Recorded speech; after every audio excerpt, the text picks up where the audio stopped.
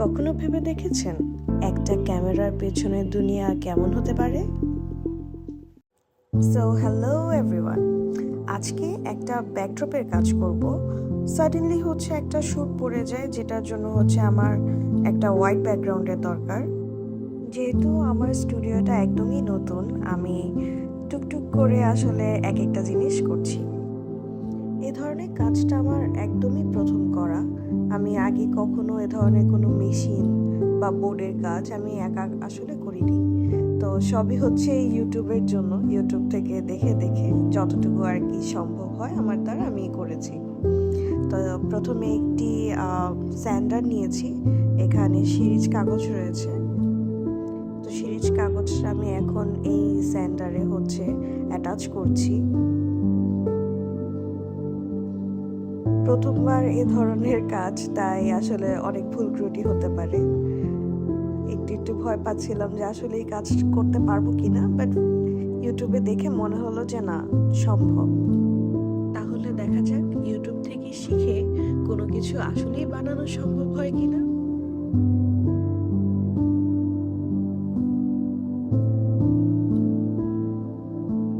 প্রথমে এই স্যান্ডারটা নিয়ে সিরিজ কাগজ লাগানোর পরে আমি 3টা বোর্ড নিয়েছি, এই 3টা বোর্ড রেডি করছি।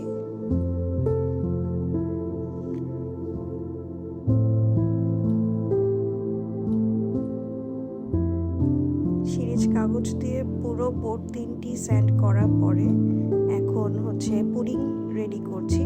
কালার করার আগে অবশ্যই আমাকে একটা পুডিং মেরে নিতে হবে।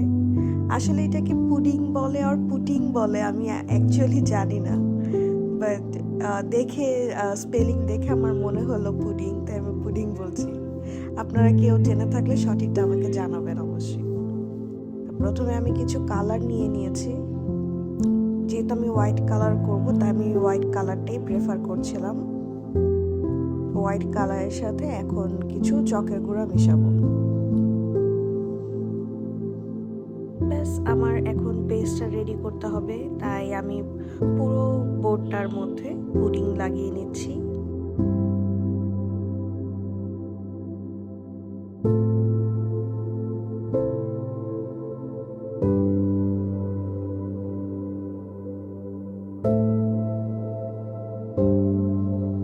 এক এক করে আমার 3টা পুডিং লাগানো শেষ, এবং এখন এটা আমি শুকাতে দিচ্ছি।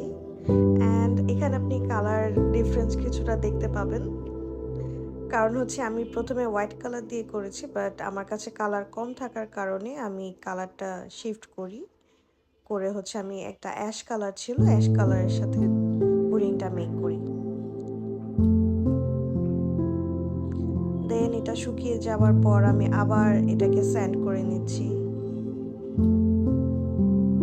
যেন আমি যখন হোয়াইট কালারটা বসাই তখন এটা খুব সুন্দর মতো বসে যায়।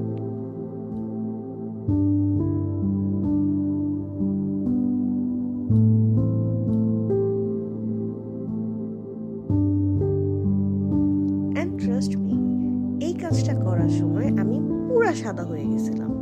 এমন না আমার রং সাদা হয়ে গিয়েছিল, আমি চকের গুঁড়াতে পুরা মেখে গিয়েছিলাম। চকের গুঁড়ো এমনভাবে শরীরে বসেছিল যে আমার প্রতিটা লোমের উপরে গুঁড়াগুলো বোঝা যাচ্ছিল। ইভেন আমার আইব্রাউজের উপরে একটা লেয়ার পড়েছিল চকের। 3টা বডি এখন আমি এটা ক্লিন করে নিচ্ছি। একটু ঝাড়ু দিয়ে চকের যে গুঁড়োগুলো উঠেছে এগুলো সব ফেলে দিলাম। এখন কালারের পালা, আমাকে হোয়াইট কালার করতে হবে। তো কালার নিয়েছি, এটার সাথে আমি কিছুটা পানি মিশিয়েছি, যেহেতু রংটা অনেক বেশি ঘন ছিল। তো একে একে আমি 3টা বডি কালার করে নিব।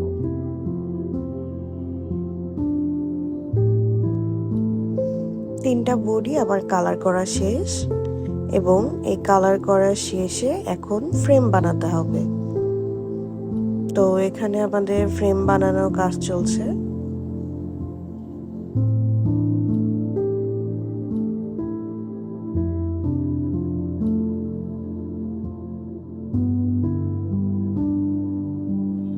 যে ব্যাকগ্রাউন্ডটা আমার দরকার সেটার জন্য একটি শক্ত বেস দরকার, তাই এই কাঠের ফ্রেমটা আমার রেডি করতে হচ্ছে। এক পাশে ফ্রেম রেডি হচ্ছে এবং আমি আরেক পাশে কিছু প্রপস কালার করে নিচ্ছি।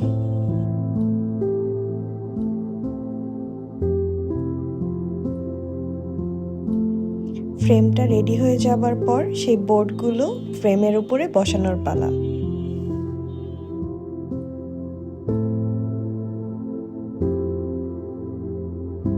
বাস রেডি হয়ে গেল আমার সেই হোয়াইট কালারের একটা ব্যাকড্রপ।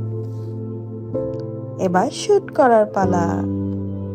চলুন তাহলে আজকের শুটটা আমার সাথে দেখা যাক।